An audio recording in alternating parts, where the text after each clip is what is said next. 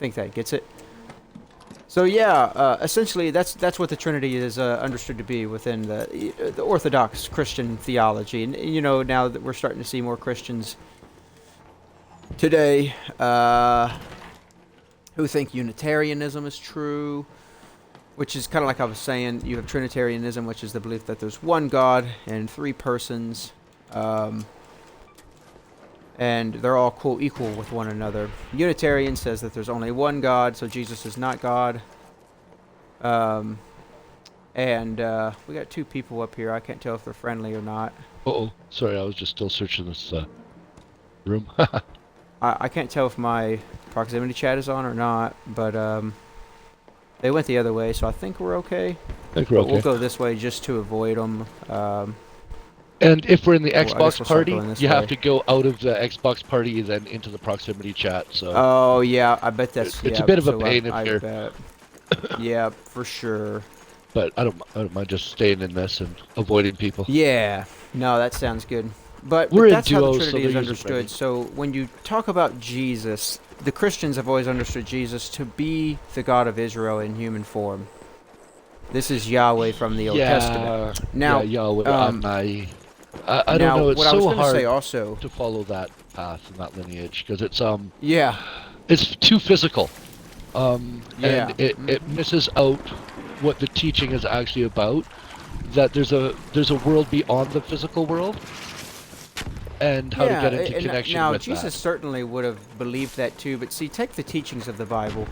One of the major teachings of the Bible is not, because I think a lot of things that modern day Christians have become almost like modern day Platonists. And what I mean by that is the Christian understanding is not that the physical world is evil and that we must escape it and to go into heaven. The Christian understanding is that it was based off of the Jewish understanding, which is the belief that yes, we do have a spirit or a soul or whatever you want to call it. They're usually understood to be the exact same thing. Just a different way to describe the same thing. Some people like to say they're different, spirit and soul are different, but I'm of the understanding that it's the same thing, just a different word to describe it.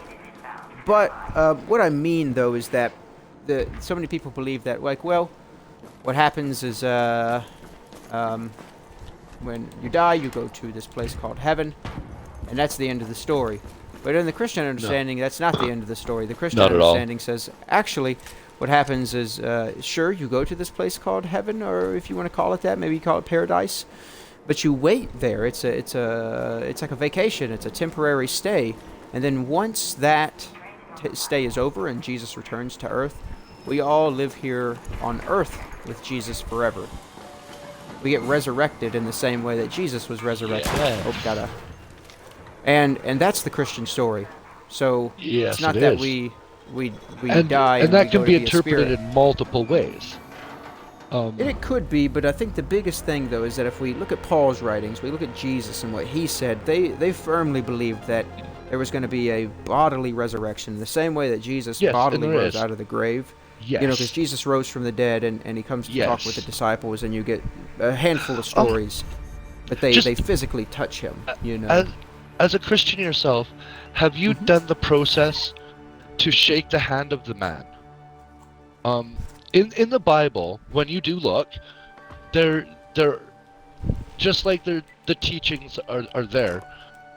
The words do tell you how to introduce yourself to Jesus as he walks in flesh, and how to shake that man's hand, and how to introduce yourself to him personally in the flesh.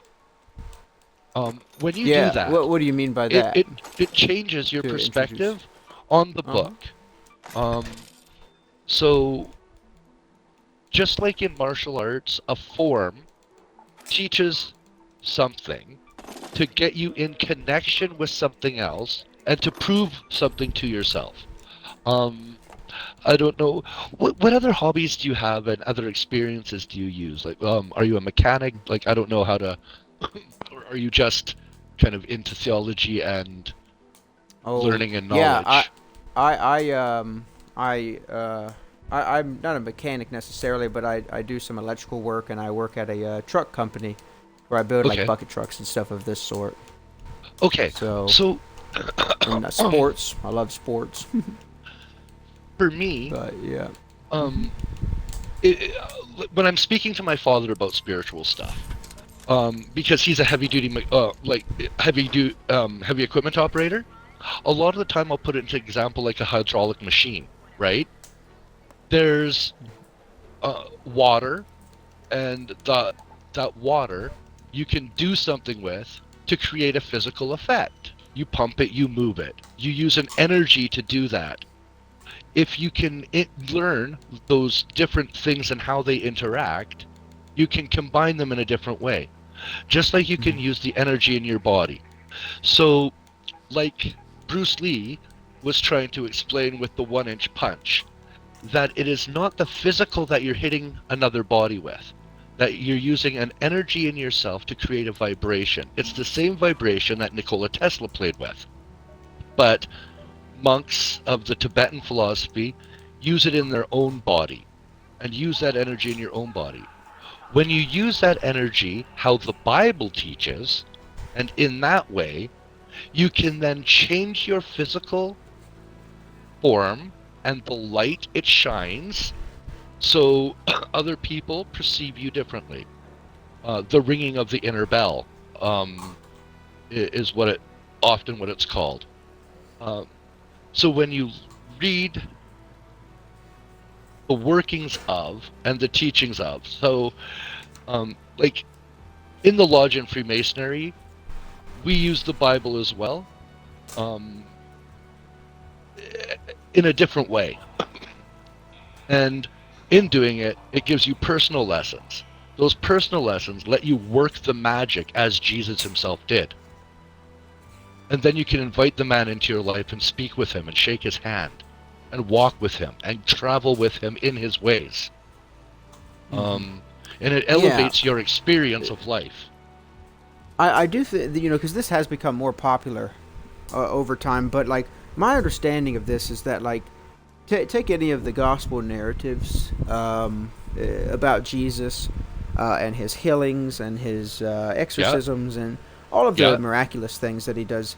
I think the point of those stories is not to show that like, hey, we can be like Jesus, as in we can do those kinds of things. I think the point of those stories is to show that Jesus is unique in some kind of way that no human could ever even imagine to be. No, and because these same stories, for example, this kind of gets into some other, like, Christians that have always kind of read the Trinitarian understanding into this. Take, for example, the story, like you just mentioned earlier, to the walking on the water. The way that story is traditionally understood by theologians is that Jesus, when he's walking on the water, any of the stories, that take the one where he's on the water and he invites Peter. A, that's a story about faith. Yes. And B, this story is there to also to reveal, because there's the other one where in Mark chapter 4, for example, when Jesus is he calms the storm while they're all on the boat, and they say, well, who can stop the storms except for God, and they say this kind of thing. I think a point there is to show that Jesus has power over nature in these stories, and no other human has that capability, which again goes back to his divinity. Because humans, we just can't control those things, like we're a part of the physical. Because yes, we can. God, the way that God is traditionally understood, increasing is that your God vibration, created the universe, and through His creating of the universe. But He created it for us to experience. Well, yes, but like what I mean though is that if God created something, or then one analogy that you could kind of pull out here is take the Ark Raiders game.